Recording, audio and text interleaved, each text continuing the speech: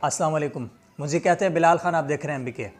हिंदुस्तान के अंदर चुनाव का वक्त है, यानी इलेक्शन होने जा रहे हैं, और वहाँ पर सबसे ज़्यादा जो चूरन बिक रहा है वो मुस्लिम नफ़रत के ऊपर मबनी मवाद, लिटरेचर और तकरीरों का बिक रहा है।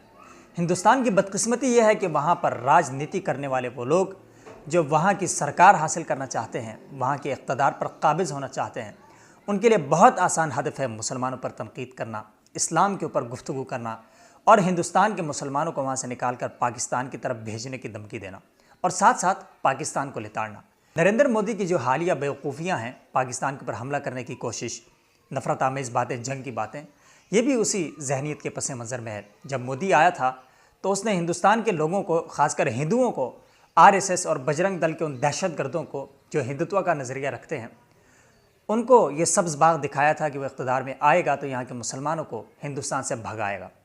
इस नज़रिए के तहत मोदी ने वहाँ के शिद्दत पसंदों का वोट हासिल किया। मित्रों, देश में जिस प्रकार से वोट बैंक की राजनीति चली है, ये वोट बैंक की राजनीति अब इस हद तक गई है कि उसने देश के हितों को बलि चढ़ाने का रास्ता पकड़ा है। मित्रों, बिन सांप्रदायिकता के नाम पर राजनीतिक रोटी सेकने का प्रयास पहले भी हुआ है, लेकिन पहली बार देश में ऐसा हुआ है कि वोट बैंक की राजनीति के खातिर देश हित को बलि चढ़ाया जा रहा है। इतना बड़ा कमीशन का रिपोर्ट आने के बाद क्या कारण है कि गोधरा के गुनहगारों को बचाने के लिए षड्यंत्र किए जाए? मित्रों, एक कमीशन जब बैठता है और इंक्वायरी कमीशन एक्ट के अंदर बैठता है, एक दफ़ा फिर से इक़्तिदार की रस्साकशी जारी है। मोदी को अपना इक़्तिदार डूबता नज़र आ रहा है और मोदी के साथ साथ वहाँ के जो लोग हैं, हिंदुत्व के जो शिद्दत पसंद नज़रिए के यकीन रखने वाले हैं, वो वहाँ के मुसलमानों के ऊपर अपनी पूरी दुश्मनी निकाल रहे हैं। मोदी की पार्टी का एक शख्स जो कि उत्तर प्रदेश का वज़ीर आला है, योगी आदित्यनाथ, इस शख्स ने इतनी जहरीली गुफ्तगू की है कि अगर आप सुनेंगे तो एक इंसान होने के नाते भी आपका सर शर्म से झुक जाएगा। ज़रा सुनिएगा उसकी ये गुफ्तगू। कान उसके कुछ कमजोर हो गए हों तो इसके बाद सभा के बाद आजमगढ़ छोड़ने की तैयारी भी कर देंगे। वंदे मातरम का गायन नहीं कर सकते आप, भारत माता की जय नहीं कह सकते हैं, भारत की धरती पर रहेंगे, भारत का अन्न खाएंगे, भारत का पानी पिएंगे, भारत में अपने सारे कर्म और कुकर्म करेंगे और उसके बाद कहेंगे कि भारत माता की जय नहीं कहेंगे। आखिर इतना तो साफ रहा है किसने? क्यों पैदा हुई इस आजमगढ़ के अंदर? कोई माई का लाल भारत माता की जयकार करने में कोताही नहीं बरतेगा, मना नहीं कर सकता। शिवली जैसे कॉलेज या किसी मदरसे कोई व्यक्ति इनकार नहीं कर सकता। और अगर उसके बाद अगर किसी ने इस जनपद के अंदर या पूर्वी उत्तर प्रदेश के अंदर कहीं भी किसी संस्थान में भारत माता की जय और वंदे मातरम गाने पर प्रतिबंध लगाने का प्रयास किया तो बाबरी ढांचे के तरह ढांचों को ढाने का कार्य भी इसी गुजरात बढ़ेगा, यूपी भी गुजरात बढ़ेगा। भारत में आज जो खाद्यान्न की समस्या खड़ी हुई है, उसके लिए यहाँ का मुसलमान जिम्मेदार है। साथियों, हम 50 साल में दूने हुए, लेकिन यहाँ का मुसलमान 8 गुना व 10 गुना बढ़ गया। साथियों, वो सुअर की पिल्लों की तरह बच्चे पैदा करता है और छोड़ देता है कि वो टायर का बच्चा जोड़कर अबू सलीम जैसा आतंकवादी आजमगढ़ में पैदा होता है। साथियों, मुख्तार अंसारी और उत्तर प्रदेश में अगर इन अपराधियों के और आतंकियों के खिलाफ अगर लड़ना है तो हमें योगी बोलना होगा। ये उसकी गुफ्तगू उस वक्त की है जब वो वज़ीर आला बनने जा रहा था, यानी सीएम बनने से कबल जब इलेक्शन हो रहे थे तो उसने मुसलमानों के मुतालिक इस तरह की गुफ्तगू की कि वो मुसलमानों की जो बच्चियां हैं उनसे ज़बरदस्ती शादियां करवाएगा, मुसलमानों को मरवाएगा और इस तरह की चीज़ें।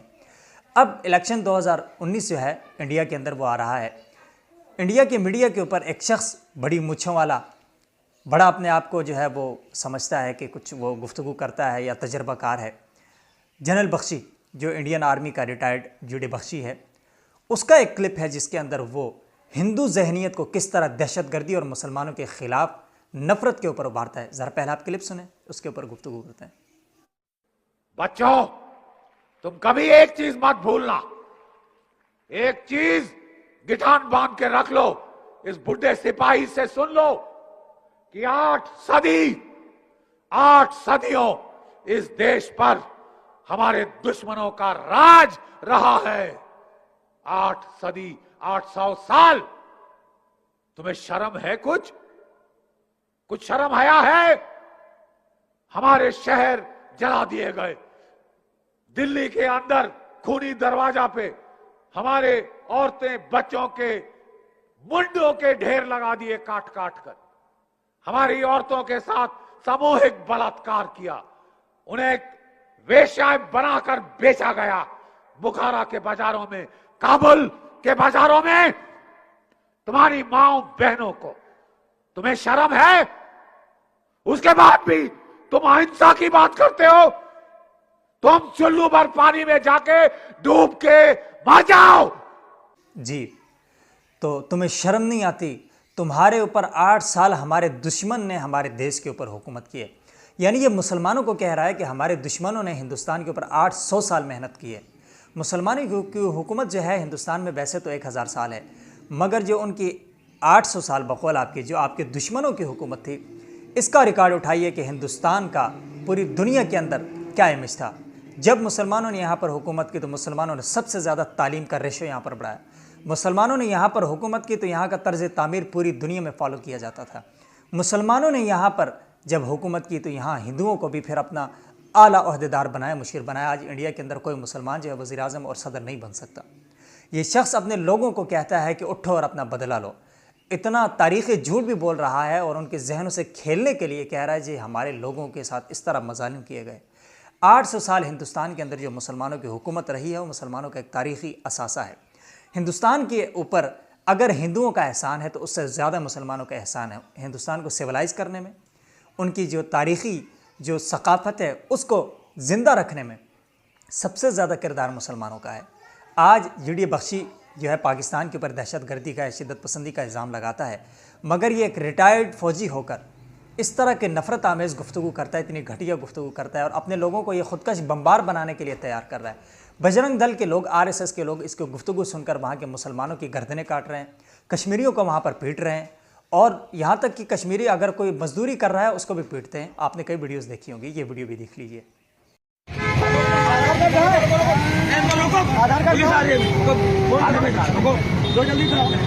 हेलो, क्या मार रहे हो भाई? कश्मीरी है ये? अब ठीक है, क्या हुआ? आप पत्थर चला रहा है? आप ठीक है, ठीक है, कानून हाथ में दिया है, पुलिस पुलिस हो जाएगी। पुलिस बुलाइए। आई कार्ड क्यों नहीं रखते हो? कहाँ है, दिखाओ। आई कार्ड रखो ना, आई कार्ड दिखाइए। रखता है। तो हिंदुस्तान का ये चेहरा है जो वहाँ पर ना इस्लाम का नाम बर्दाश्त करता है ना मुसलमानों का नाम बर्दाश्त करता है, दावा करता है दुनिया की सबसे बड़ी जमहूरियत होने का, सबसे बड़े सेकुलरिज्म का दावा करता है, मगर ये सेकुलरिज्म सिर्फ और सिर्फ हिंदू इंतहा पसंदों के लिए है। वो भी उन हिंदुओं के लिए जो ब्राह्मण है, उन हिंदुओं के लिए नहीं जो नीच कौम के यानी जो दलित हैं, उनको वो हुकूक हासिल नहीं है, उन्हें वो अहमियत हासिल नहीं है। हिंदू वहाँ पर मुसलमानों की गर्दन काट सकता है, गाय के नाम पर मुसलमानों की लड़कियों के ऊपर मजालिम कर सकता है। लव जिहाद का एक खुद साख्ता नज़रिया जो मुसलमानों के ऊपर बहतान है, इल्ज़ाम है, उसका छतरी लेकर, उसकी आड़ लेकर मुसलमान ख़वातीन की इज़्ज़त और आबरू रेज़ी करता है। ये हिंदू बनिया, ये जो RSS के दहशतगर्द, ये शिद्दत पसंद जहनीत हिंदुस्तान के अंदर सिर्फ़ और सिर्फ अपने इक़्तिदार के लिए अपने लोगों का भी खून करते हैं और मुसलमानों को वहाँ पर बर्दाश्त नहीं कर सकते। मैं सिर्फ इतना कहना चाहता हूँ कि अगर 25 करोड़ मुसलमान, 30 करोड़ मुसलमान आपको हिंदुस्तान में बर्दाश्त नहीं है तो फिर आप ये जहन रखिएगा कि आपके हिंदुस्तान के जो टुकड़े होंगे वहाँ से खालिस्तान भी बनेगा तो एक पाकिस्तान से दुगना मुल्क बनेगा जो कि 30 करोड़ लोग वहाँ पर आबाद होंगे। हिंदुस्तान के अंदर रहने वाली हिंदू जहनीत अगर इस बात को तस्लीम नहीं करती कि उनकी पूरी दुनिया में बेइज्जती हो रही है, लोग उन्हें पागल और दीवाना समझते हैं, लोग उन्हें बेहुदा समझते हैं, तो इनकी बहुत बड़ी गलतफहमी है। उन्हें दुनिया के अंदर अपना इमेज देखना चाहिए। और अगर आप इस तरह का काम करते हैं कि मुसलमानों के ऊपर जुल्म करते हैं, फिर आप कैसे लोगों को कहते हैं कि आप दहशतगर्दी करते हैं? कश्मीरियों का जब आप मारते हैं, उनके ऊपर जुल्म करते हैं, तो वो फिर आपके ऊपर अटैक करते हैं, अपने दिफा में आपको मारते हैं, तो फिर जब आप इस तरह की हरकतें करेंगे, मुसलमानों पर इस तरह के मजालिम ढाएंगे, तो आप दुनिया में अपना चेहरा कभी भी दिखाकर फ़ख्र महसूस नहीं कर सकते। और पूरी दुनिया जानती है कि हिंदुस्तान का इस वक्त कितना घटिया इमेज बन चुका है। तो मुसलमानों के साथ दुश्मनी करोगे तो एक पाकिस्तान बना था, 70 पाकिस्तान और बनेंगे। पाकिस्तान जिंदाबाद।